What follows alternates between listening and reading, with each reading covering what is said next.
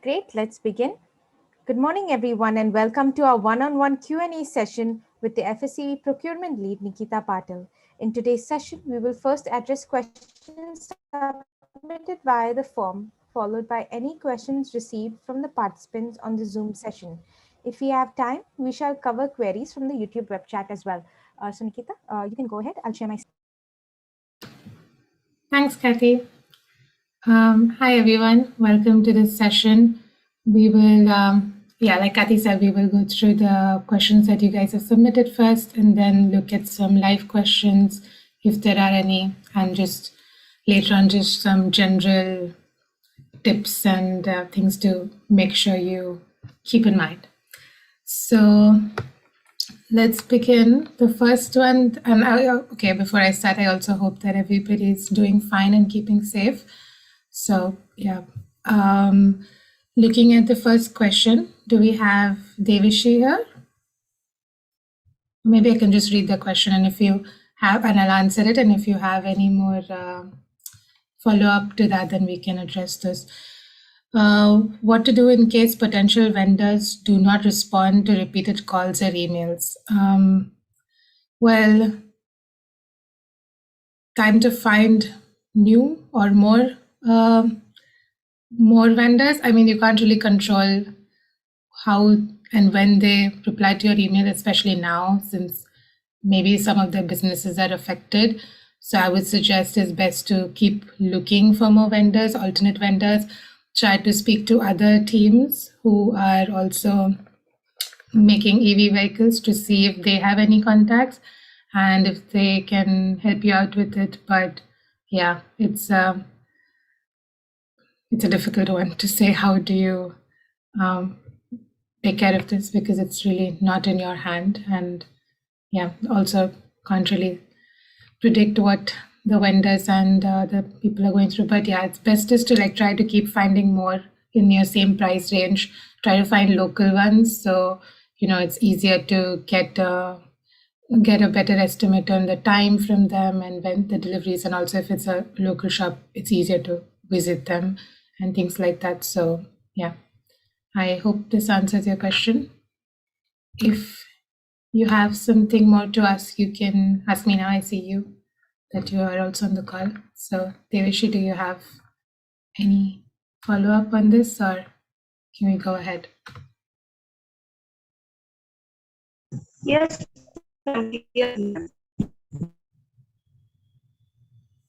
Right.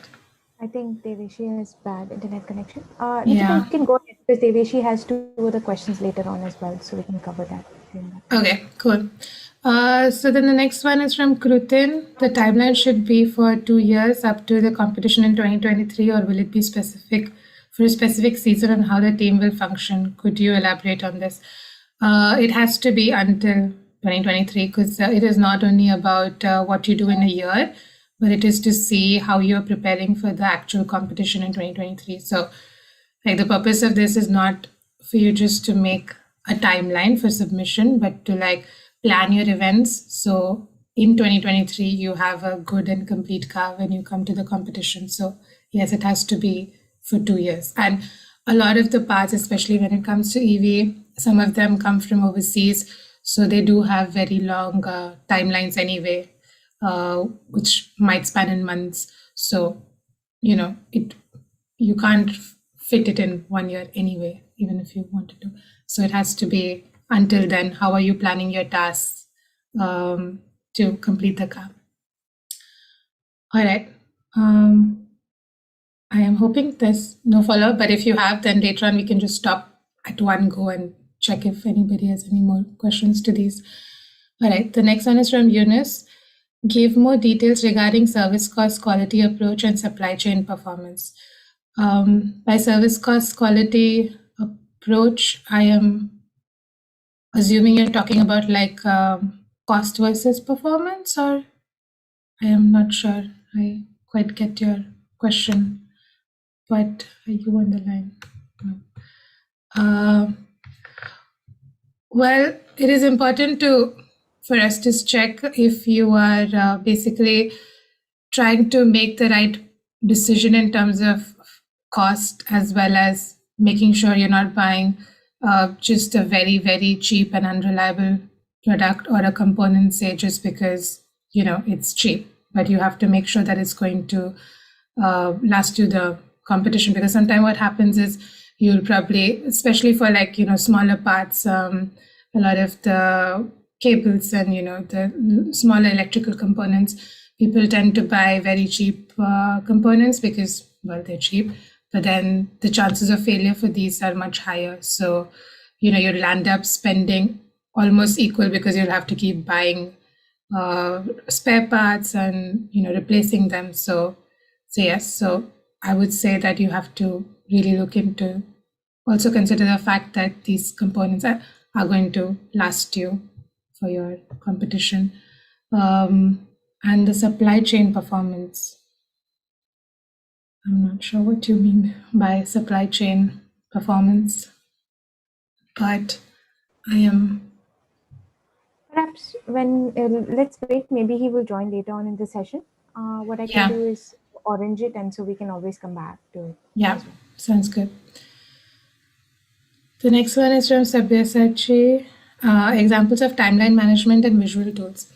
So there are a lot of free tools that are available. I would suggest do not spend money on trying to get a licensed version of any tool. But if you just Google some, some Gantt charts or some tools, it doesn't have to be a fancy tool. It can be something very simple. If you want, you can also use Excel to do it. But the point is that with Excel, you need to put in a lot of effort to make sure that you are showing things properly and including everything, which a normal timeline management tool does it automatically. But yes, do not spend any money on trying to get a license for any of these softwares.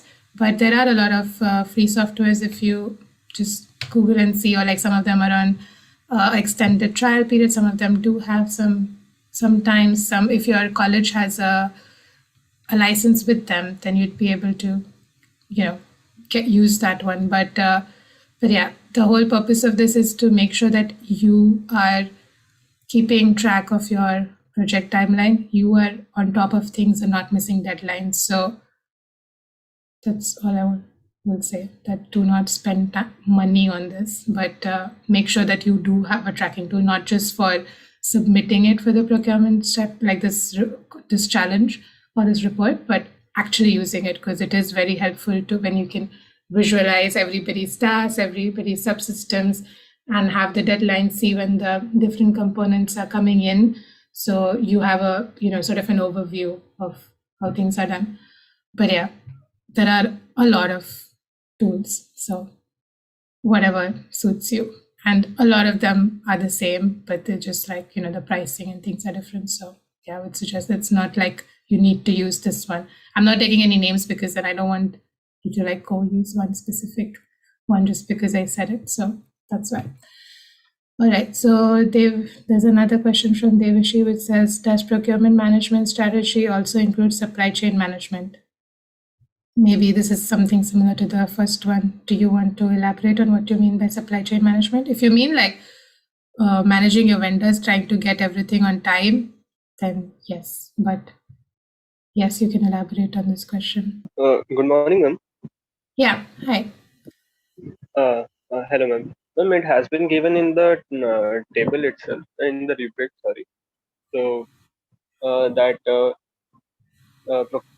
procurement management strategy should also include the supply chain management. So that's why that question came about. Well, supply chain management, will include your entire tracking of your parts, tracking when they're coming, and basically everything that's in your EV powertrain. So that is your timeline, your when you are ordering the parts, when they're coming, what vendors are you using, and those kind of things. And risk management and things around that. But yeah, is that clear? Or Nikita, I wanted to go back to that earlier question when you said the timeline should be up to 2 years for the competition. So I think it may be a bit confusing as to what so in as per the main section, right, they should do procurement, manufacture and build timeline of an EV powertrain. So how much weightage would probably be given to the rest of the vehicle in terms of that timeline preparation, or is it more weightage given to how you thought about EV powertrain? Or is it weightage for the entire thing? Yeah, no, that's a good question. Yeah, the weightage will be more, of course, for the EV components and the EV powertrain. So in your timeline, even if it's like you have, I mean, the other subsystems are a part of your car, and sometimes some things depend on other subsystems, like your maybe especially in the manufacturing stage, it depends on the procurement of other parts. So even if you like, you don't have to go too much in detail. If it's there, it's well and good. But like, if you don't have to like take a lot of efforts and try to justify the other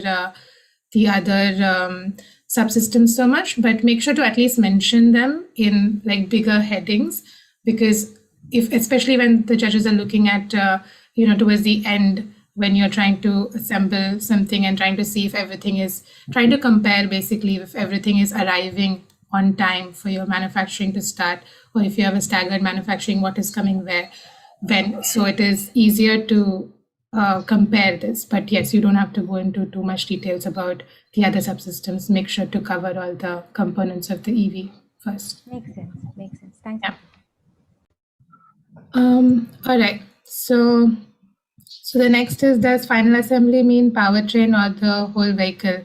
It means your EV powertrain, not your, for this challenge, it means your EV powertrain and not your whole vehicle, because we are trying to see if, especially for the EV components, like I said before, the timelines sometimes can be very high to procure them because they come from overseas. So you need to make sure that we are basically looking at the EV powertrain. So yes, that is only EV. Then the next one is from Eunice again. Do we need to mention our sources of funds and budget section of the procurement report? It is nice to mention the vendors. I would say yes, you should, because it should see, we all know what components are part of an EV powertrain, right? So if you just list out the components, it doesn't make a lot of sense. So you need to like write where, even if they're not finalized vendors, it's nice to say, okay, these are your top 2 or top 3 choices. You're going to choose amongst one of them. But it's not to, it's basically for us to make sure that you have thought about everything. You've thought about, you have vendors, you have suppliers for each component. So you should mention, wait, it was sources of funds in the budget. Sorry, I misunderstood this question. Sources of funds in the budget. If you're saying if a component is sponsored, should you mention sponsorship and not mention the cost? No, you should mention the cost and also mention it's a sponsorship. So things like that. So in the budget section, if you in your EV powertrain, if let's say 20% of it is sponsored, it doesn't mean that you just show sponsored. You should show the cost and say this much is sponsored. So and the rest is like whatever. It doesn't have to be detailed, but the major distinction should be there between, because some teams, what they do is like sometimes they just don't mention the cost and just say this is sponsored. Like, we're not interested in the cost, but it sort of, especially when you're trying to compare the budget, you want to see how much funds you're allocating to what part of the which components. So yes.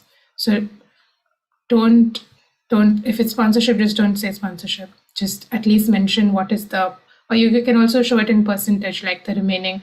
If you don't know the exact cost, you can just look it up on the internet and say this is the approximate cost of this, or show it in terms of percentages, like the costs of the components which is sponsored is so much percent of the remaining budget of your EV powertrain.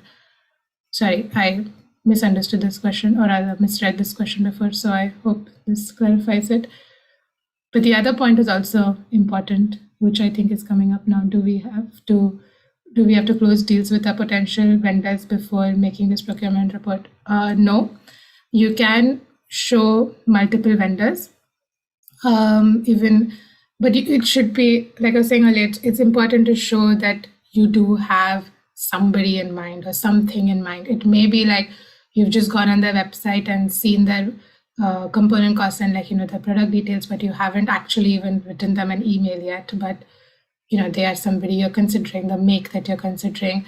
So yes, you should mention your potential vendors. It's not important to have already paid them in advance or bought the part or things like that. Then the next one is from Krutin. Could you please explain what is expected in risk management? In risk management, we're trying to look about the risks that are to your timeline of procuring these parts, as well as to some extent to your funds. So especially in the EV powertrain, a lot of parts are very critical or rather very high risk and can fail quite easily. And then they're also very expensive, or they come from very far away. And so you can't really either get it in time or have enough funds to pay for a second part. So what we're trying to look at over here is if you have considered these factors. So suppose sometimes you might not have enough funds to have two numbers of the same component, right? Because it's really expensive. But you should make sure that is compensated in different ways, like you're procuring that part well in advance. So you have enough time to test, like put it in your vehicle, assemble your vehicle, complete your vehicle rather, and test it. And so if something goes wrong, you still have time to order for another part. Or if sometimes it can happen, like you've bought an expensive part from overseas, but for the spare for that part, you have identified a local or a closer or a cheaper vendor. Maybe the performance or the quality of the component is not as good as the first one that you bought, but this is a spare, and this is like something that you don't want to happen, but you are taking into consideration that if in case something happens to your number one part, then you have an option for this. So this is what we're trying to see. Risk management is also in terms of timeline. There are a lot of delays. Usually in shipping, again, if it's coming from overseas, there are usually a lot of delays, especially now with COVID. I'm pretty sure this is going to be more affected. So you have to account for this. You have to make sure that you are leaving enough. So in your timeline, if it's like, okay, I'm ordering this part today, I expect it to be shipped in a week and arrive here in 2 weeks, and then we're going to assemble it in a car. It's very unrealistic. It's not going to happen. So there are going to be delays. So you need to factor in some buffer times between your two, major activities. One can be like procuring something and then trying to assemble that subsystem. So there has to be enough time between these two things, or time after you order and until it's shipped and it comes. So yeah, make sure you include all of this. The next one is again from Sabyasachi, contents of the procurement table. This is actually also mentioned in the rule book. It has to have all your EV components, powertrain components. It has to have basically all your vendor lists. This is like open to, this is where we are going to see how well prepared you are with this. So ideally it should have all the main components of your EV. It should have your different vendors. If you have other kinds of risk management strategies for this, you should include this in this table. I'm not going to give specific examples because then that is very direct and spoon feeding. So I would say that you should read the rulebook carefully. It is written to some extent what is expected in it, and try to make it as detailed as possible. And it has to only be for your EV components, not for your other subsystems. So the next one is from Shubham. Can we use the quotations from previous year or the year before to estimate the necessary budget allocations for each subsystem? Yes, but at least for this challenge, you don't have to show costs for the other subsystems in a way. So if it's for EV, sure, if you have procured quotations last year, you can say that this is, and you have not started the procurement process for it, or like order this pass, you can say this is something that you're looking at. If it's a quotation that you've just got it online, just make sure, if the costs have changed or not, but it's fine. Like in 1 year, I don't think it should change or alter that much. So yeah, it's okay to use quotations from previous years for things. Right. Does anybody have any follow-up questions on any of the things that we have covered? Eunice, if you're there, did we answer your question about the service cost quality approach? Is that what you meant? Yeah. So it's Could you mentioned in Rubric, elaborate? so I wasn't clear about it. So Oh, okay.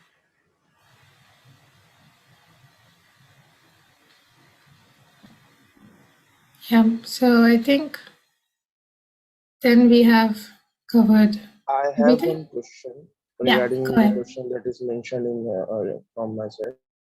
So by Yeah. the sources of funds, what I meant was the income from of the team. So there are various sources like crowdfunding and all. So do we need to Yeah. mention then like what we expect from that sources in the particular timeline? So that we need to mention, or it's in TMR report? In the timeline, yes, you should ideally also include when and how your funding rounds are going. I thought you meant that specific question for the when you're talking about the budget, because in the you also need to show like a budget allocation of your EV components. So there is not so necessary to give the exact details about the funds, but as long as you bifurcate them between sponsorship and something that's procured. But in your timeline, yes, I would say, because your procurement depends highly on when your funds are coming in, right? If you have, say, you are expecting some sponsorship or some crowdfunding, let's say you have planned that, I'm just giving an example, but like by end of this, say November, you have planned that you're going to raise maybe, 1.5 lakhs, and that is then going to be used to procure some part.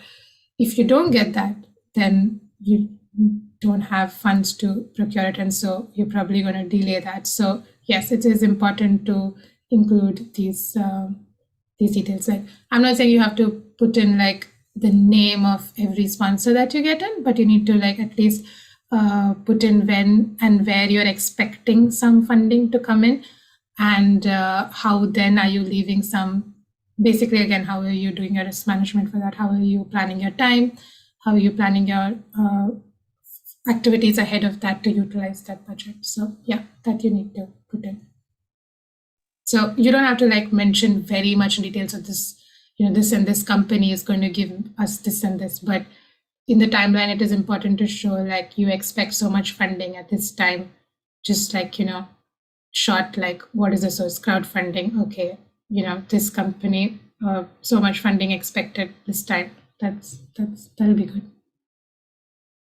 Okay, thank you. Yes, I think. Hello, ma'am. Good morning. So my question is regarding overall procurement document. Do we assume that we are starting afresh, or do we actually take into account the current situation of our team? For example, to make things clear, like for risk management, if a particular part gets damaged during testing or something like that, can we include like telling that we'll have parts from our previous prototype, and we would try to modify and use that part? So is that allowed, or do we assume that we start afresh? No, that is allowed. The whole idea of this is not to just make a timeline, like, a picture perfect timeline. The whole idea is to portray what you're doing, like in real life. So the judges can help you, guide you, give you feedback about what things, according to them, they think is realistic, what you need to really reconsider. So it is not a report submission just for the sake of report submission. It is like to make sure that you understand when and what things have to be done for you to have a complete car in 2023. So if you have, say, components from a previous car, or you have already procured something, you should rather include it like that. It has to be as real as possible, like what you are doing and what you're like planning to do for the next 1 year, 1.5 years. Thank you, ma'am. Thank you. All right. Are there any more questions? There are no questions on the web chat. So, guys, if you have any questions, please feel free to ask them right now or forever. Hold your peace. No, I'm kidding. You can always email Right. us. But this would be a Yeah. great opportunity because we can cover it. If you have any more concerns with regards to, or if you felt that your question, you want to elaborate on any question that you had submitted. Yeah. I can also, like, until we have more questions, I can just quickly run through some important things that you should keep in mind.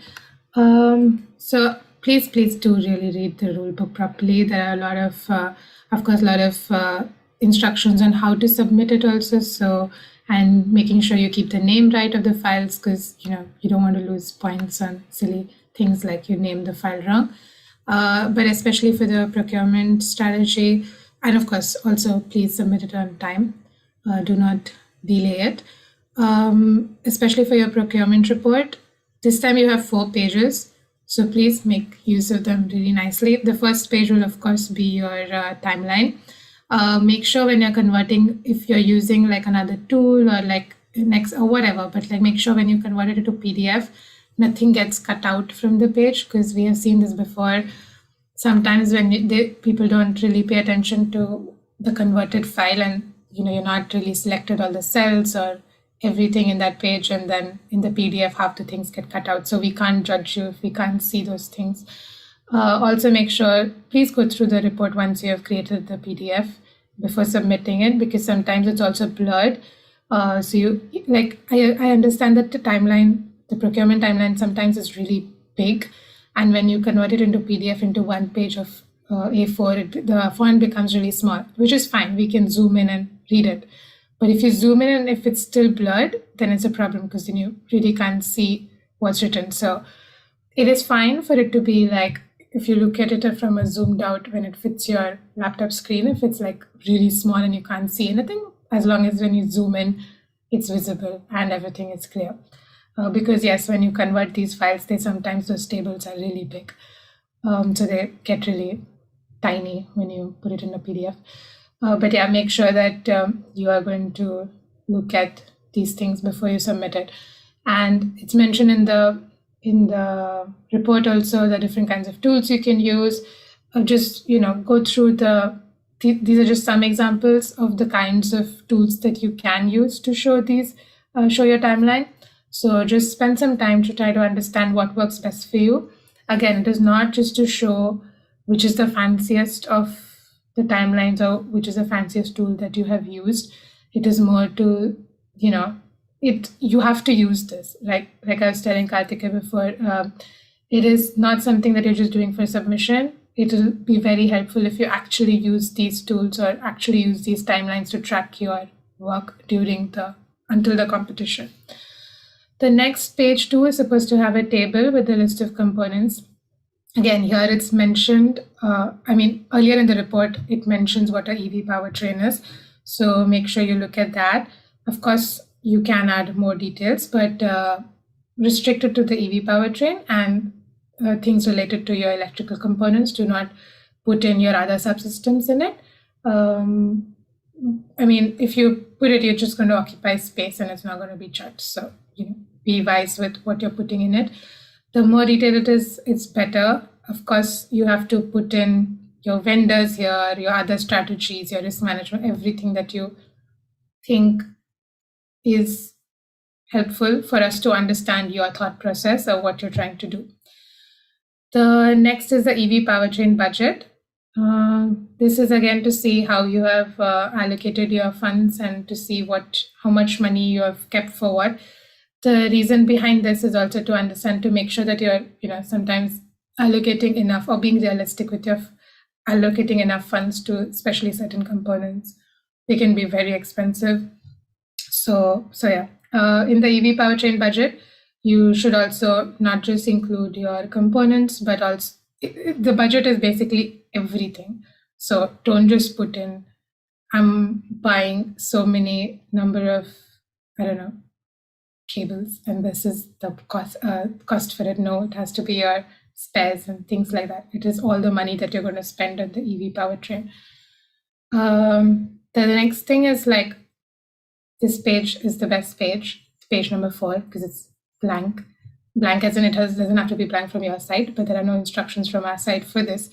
Last time we saw that since there were only 2 pages allocated space, the people found it very difficult to explain certain things, especially if they were using some kind of calculations to calculate their timelines or calculate the number of spares they need, or how to prioritize which component is, much riskier or higher to fail and things like that. So they didn't have space to do this, and so things were included in the appendix. So this is your page to explain everything that you think is important for us to understand what you're trying to do. Use this wisely. Put in all your reasoning, explanations, whatever you think is going to help, build your case, and rather make the judges confident that you are going to have a complete car when you come to the competition. So yes, use your creativity for this page. The next thing is the appendix. This is for any supporting documents that you might have, but it is not you should not treat this as like, your autobiography where you write 100 pages. Nobody's going to read it. It has to be realistic. Only add things if you think are going to, is just to support some claims that you have made earlier. Maybe you're comparing a few vendors, you just want to add some quotations to show some difference between them, or some shipping details. That's it. Do not overload this appendix with everything and anything. Like, we do not want to see explanations here. If there are explanations and reasonings here, they will not be considered for judging, because the judging and the scoring is going to happen in the first 4 pages. The appendix is only for supporting certain things that might clarify a few points on top, but it cannot be pages and pages of explanation, pages and pages of your timeline or your table. Nothing should come into the appendix. Everything should fit into the first 4 pages. So yes, please do not make it very long. We will not read or judge it. So yeah, there's also a question answer round later on, where this is more for the judges to ask some questions and queries and clarifications if they have not, something is not clear from your report, and for you to justify these things. The judges will also try to give you feedback in this time, but if you don't receive all the like if the time is not enough, you will also receive written feedback. So don't worry about that. And please take this feedback seriously. It's not for your report writing skills. Usually it is more to make sure that you understand the things that are involved in getting your parts on time and building your car. So the feedback is always oriented towards trying to make sure that you have a complete car when you come to the competition. So do consider take this seriously, and yeah, even if you don't have enough time during the question answer, don't worry, you will get the feedback later. The next thing I would like to draw your attention to is the rubric. The rubric, or rather the judging criteria. It has been released on the website. I think Kathy's navigating to it right now. Yes, but it's on the FSEV website and the Formula Bharat website, and you can find it in the documents that are listed for the competition. This is how you are going to be scored, or the things that the judges are going to be looking at. This has a lot of details, so it's very, as long as you stick and make sure that you're covering all these points. Of course, this is not limited to this. If you want to add more details, add more things, if you think they're relevant, go ahead, but make sure you have four pages. So you have to try to see what makes sense and what doesn't make sense. But yes, do try to follow this when you're putting together your report, because you will be getting points according to this. And then there is also, on how the scores are given, or like what is the gradation, and what is the satisfaction criteria that you need to fulfill to get like an outstanding score or a very good score or a good score. So make sure you see these 2 pages really well in the rubric. Do we have any questions on the rubric? Because we didn't really cover this in the questions as such. We have a question on YouTube, but I believe you have already covered it. The question from Srinikit is, what must risk management mark out? Um, Yeah.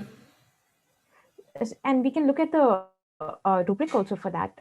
It has like risk. Have you identified risk with your timeline, and especially with your procurement, your strategy, what risk mitigation and strategies have you taken in case, for the risks that you've identified? I think even if you do a quick Google check and just click search for risk management, you'll find a lot of information out there, because it's a very key component of project management. So yeah, Nikita, sorry, if you'd like to add in. No, that's good. Yeah. Like all these things, I mean, these are like typical things that you need to consider when you're not just planning an FSEV or like, building a car project, but any project. So like Kathy said, there are a lot of tools, a lot of resources available on the internet, like just Google it. I will reiterate, if you don't have funds, do not pay for any license for any tool, because that is not important. Try to find free softwares. There are a lot of free softwares. I do know, because a lot of the teams do use it. So try to find the best one that suits you, and something that you will continue using. This is not only for the report purpose, it's also something that you should use in your management of your team and building your car. So yeah, that's all I have to say. Do you have any more questions on the rubric? Then we can address those, but any other questions in general? Yeah, hello. I'm Animesh Kumar. Good morning. I had a question. If we decide to have a front page before the main section, are we okay to have it, or is there any problem? Sorry, front what? I did not hear. If we decide to have a front page before the main section. Front page. You don't need what do you want to add in the front page? No, it's just it would be just for decorative purpose or anything. It's not required. I'm not going to get scored on it. So yeah, the important thing is your team name is mentioned in the file. The file name basically has to be your team name, so we do know who's submitting what. And you don't really, you're going to put your team name again and your team logo. So I would say it's not required. Yeah, it's not required, and don't do it. You actually lose points for that. Only the appendix has a cover page, but don't put a cover page for your main section. Yeah. Okay. Yeah. Thank you. Please stick to the point. Like I said before, also, it's not like the aim is not to make your report look fine. Yes, it has to be clean. It has to be very well high. Things have to be very readable, very easy to understand. Sometimes when you put things in a procurement table, you don't format the table. Like the headings, the columns, they all look the same. We're not assigning points for it to look pretty, but if you format the table, distinguish certain things, give a few color codes, it's easier to understand. It's easier for the judges to their attention to go to some things and score it, rather than the whole page looking like a big grid and not being able to understand, or rather have to really look into everything in a lot of detail. So these kind of things are necessary for understanding, for the person who you're presenting this to. So only things that are necessary to make your report more clear, more understandable are necessary. Do not put anything that just makes it look fancy, not required.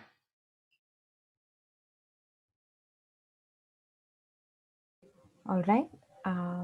I think if there are no questions, then because we don't have any more on YouTube as well, I think, Nikita, then we can end the session today. All right. It was great to get everybody's questions. I hope I've answered your doubts, and yeah, we hope to see some really great reports for the challenge. Looking forward to it. Nikita, thank you for joining us this morning. I know it's very early at your side. I really appreciate it. And to all those who joined in via YouTube and via Zoom, thank you for joining in. If you have any questions, feel free to email us at formulabharat@gmail.com.